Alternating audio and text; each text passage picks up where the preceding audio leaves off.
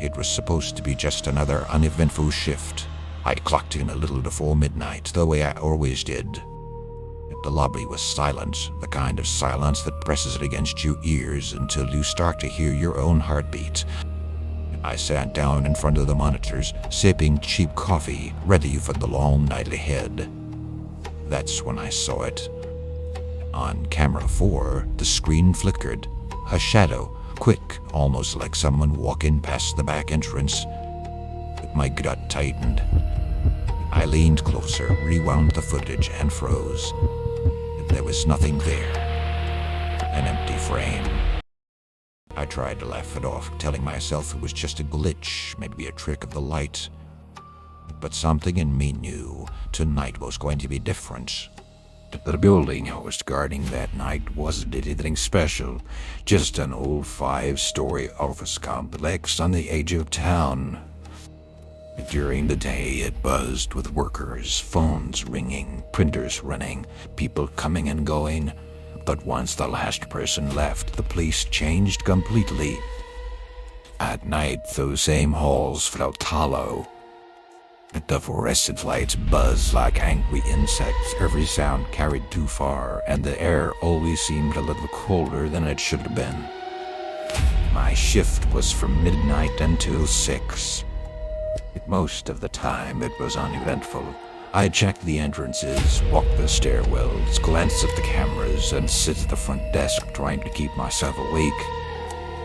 But boredom was its own kind of danger. The longer you sat in that silence, the easier it was for your mind to play tricks on you. A creak in the walls, the wind rattling a vent, the hum of the vending machine, everything sounded louder, sharper, more alive. I told myself that was all I was dealing with. Just nerves, just silence filling the gaps in my head.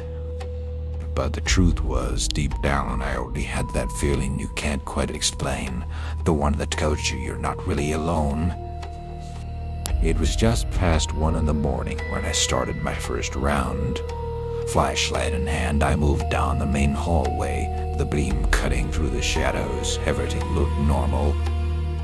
The doors were locked, the office is dark, the stairwells empty. But when I reached the east stairwell, something caught my attention. But the door was unlocked. I paused. I knew I had checked it earlier. I always check the stairwell doors first. I pushed it open, and the metal hinges groaned far too loudly in the silence. The stairwell was pitch black. My light swept across concrete steps and bare walls, but there was nothing there. Still, the air felt wrong. Heavy. I pulled the door shut and turned the key until I heard the click. Locked. Satisfied, I kept moving. But when I returned to the booth 20 minutes later, my stomach dropped. On the monitors, camera 7, the east stairwell, showed the door standing wide open again. I leaned in, convinced my eyes were playing tricks. I had locked it. I knew I had. And yet, there it was. Open, waiting.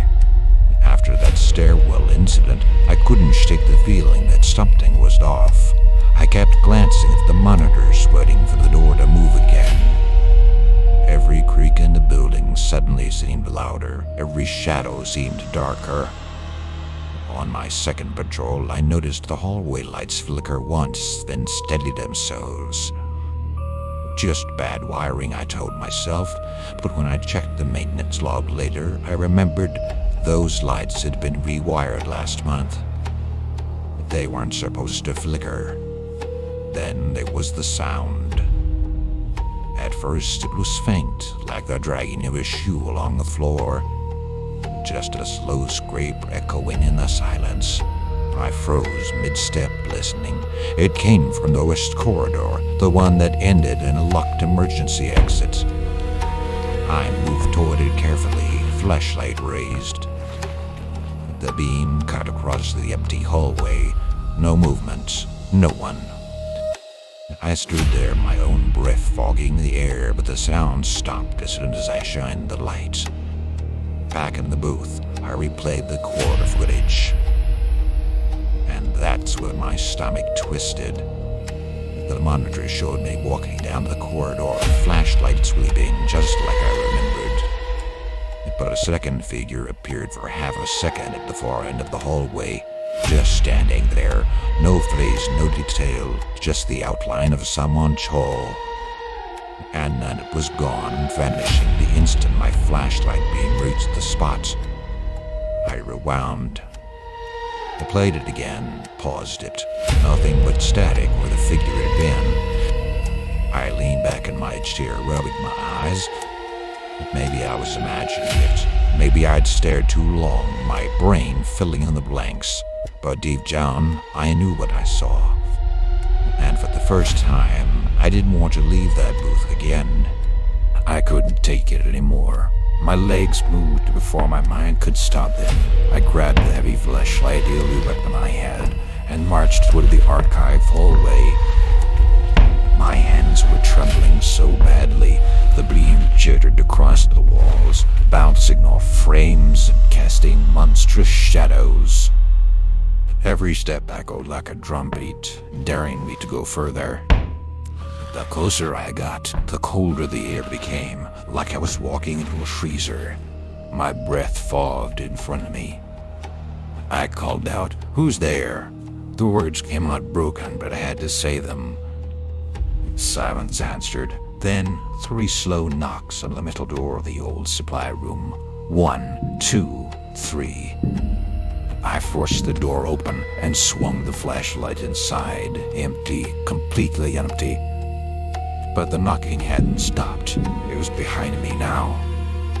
I spun around so fast I nearly fell. The corridor stretched longer than it should have, impossibly long, like the building itself was shifting. At the far end, something stood in the shadows. It was tall, hunched, its outline jagged like broken glass. It whispered my name, slowly, deliberately. I gripped the flashlight tighter, heart pounding. "Show yourself," I shouted. And it did. The figure stepped forward, dragging one leg like it had been shattered, its head cocked unnaturally to the side. Its eyes, 2 hollow pits, reflected my lights. I wanted to run, but my body refused. This wasn't just an intruder. This was something else, something that had been waiting for me. The figure stepped closer, each dragging movement scraping across the floor like nails on metal. My instinct screamed to run, but I forced my feet to stay rooted. I raised the flashlight higher, its beam shaking, trying to catch its face. When the light finally hit, my blood froze. It was wearing my uniform, my badge, my name stitched across the chest. But the face, my face was pale, sunken, twisted into a grin that didn't belong to me. I stumbled back, muttering, "No, this isn't real." But it was. The thing tilted its head, mocking my own movements, as if it were a reflection pulled out of a mirror and left to rot. It whispered again, this time in my exact voice, "You shouldn't be here." My flashlight flickered violently, plunging us into near darkness. Every time it blinked back on, the figure was closer, 10 feet, 5 feet. Then, right in front of me, I swung the flashlight, but it passed through empty air. The sound echoed like glass shattering, though nothing had broken. Suddenly, I felt cold fingers clutching my shoulder from behind. I spun around, no one. When I turned back, the hallway was empty. The figure was gone. But the uniform I had seen, the face I couldn't deny, it told me something terrifying. Whatever haunted this building wasn't just some restless spirit. It was me. I never told anyone at work what I saw that night. How could I? Who would believe me if I said I saw myself? But since then, the fear hasn't left. Every night shift, I feel like I'm being watched not by some stranger, but by something wearing my own skin. And sometimes when I walk past the security mirror, I swear the reflection doesn't move exactly when I do. That's the part that keeps me awake long after my shift ends. It wasn't just the building that was haunted. It was me. And if you think this story was unsettling, my very first video dives into another true horror experience. The night I realized I'm not alone in my own room. If you haven't seen it yet, make sure to watch it right after this. It'll keep you up tonight. If you enjoy these true scary stories, don't forget to hit the like button, subscribe to the channel, and turn on notifications so you don't miss the next terrifying experience. Because sometimes the scariest stories aren't made up.